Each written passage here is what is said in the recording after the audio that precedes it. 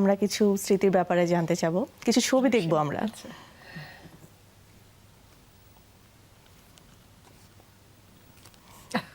এই যে আলাউদ্দিন আলী, আপনার বাবা হয়তো কোনো শুটিং স্পটে পিকনিকের মতো অবস্থা। হ্যাঁ, ওই যে কোনায় আমার মাকে দেখা যাচ্ছে আঙ্গুল দিয়ে কোনো কথা বলছে হয়তো বাবার সাথে। এটা কোন শুটিং স্পট, ঘটনাটা কি? আমাদেরই প্রোডাকশনে আমার বাবা প্রোডিউসার ছিলেন। মালাবদল নামে একটা সিনেমা হয়েছিল সম্ভবত 85-86 এর দিকে। তো এটা সেই সময়কার শুটিং স্পটে, শুটিং এর মাঝখানে বাবা খাচ্ছেন সেই বিখ্যাত এফডিসির খাবার সম্ভবত। আর এটি আচ্ছা, এটা সম্ভবত কোনো ঘরোয়া জলসায়। আচ্ছা আচ্ছা। ওটা আমার খালু রফিকুল আলম, আমার মামা সুমন মামা, বড় মামা আর আব্বু। এটা সম্ভবত কোনো বাসার জলসায় হবে, হয়তো আমার খালার বাসায়। বাহ।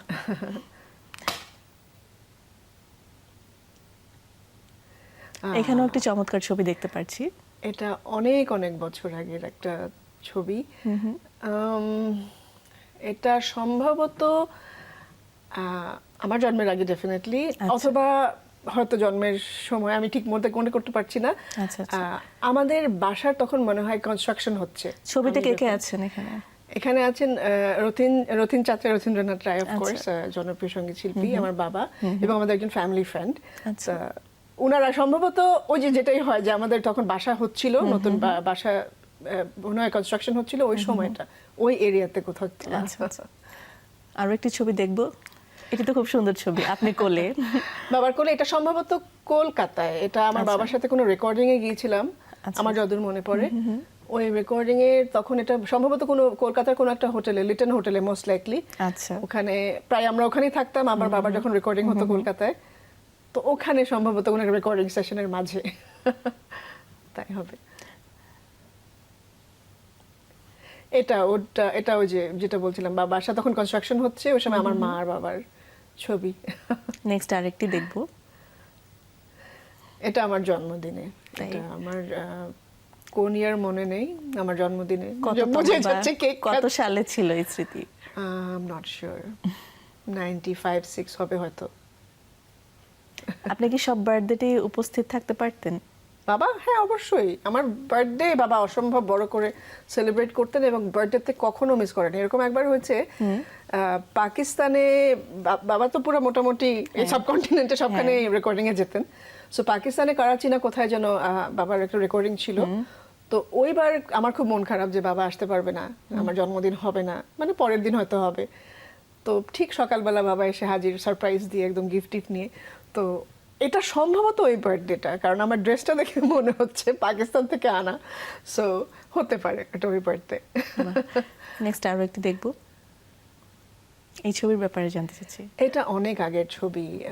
এটা সম্ভবত শ্রুতি রেকর্ডিং স্টুডিওতে। আমার বাবা, Runa aunty of course, and আমি এই মুহূর্তে সরি আমি ওনার নামটা মনে করতে পারছি না। উনি শ্রুতি রেকর্ডিং স্টুডিওর।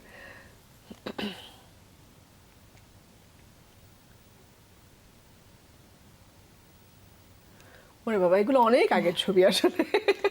এগুলো অনেক আগের ছবি, সম্ভবত আমার জন্মের আগের ছবি। অসম্ভব জনপ্রিয়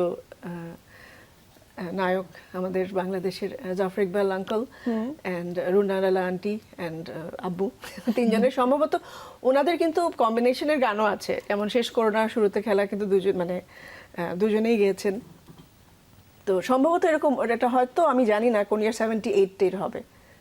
আর এটা ওই যেটা বলছিলাম, আমাদের যে প্রোডাকশনের সিনেমা আছে মালাবদল, এটা ওই শুটিং এর মাঝখানে, শুটিং স্পটের ছবি। সুব্রত আঙ্কেল নায়ক ছিলেন ওই সিনেমার। তো ওটার কোন একটা শুটিং এর ফাঁকে। অনেকগুলো ছবি তো দেখলাম, দেখে ভালো লাগলো, অনেক স্মৃতির কথা মনে পড়লো। নেক্সট কি আপনার বাবাকে নিয়ে কোনো ইভেন্ট বা কোনো কাজ হবে, এরকম কোনো পরিকল্পনা আছে আপনার? হ্যাঁ, থ্যাংক ইউ এটা জিজ্ঞেস করার জন্য। আসলে আমি বেশ অনেকদিন ধরে প্ল্যান করছি। আমি নিজেও একটু অসুস্থ ছিলাম মাঝে। আজকে যেরকম যেটা করছি, যে বাবার গানে একটা হ্যাশট্যাগ দিয়েছি, আলাউদ্দিন আলী লিভস অন। তুমিও গান গাইলে চাইলে গাইতে পারো, ফেসবুকে জাস্ট একটা হ্যাশট্যাগ দিতে হবে। তো সেটা সবাইকে বলছি। আর এটা হয়তো একটা ছোট স্টেপ।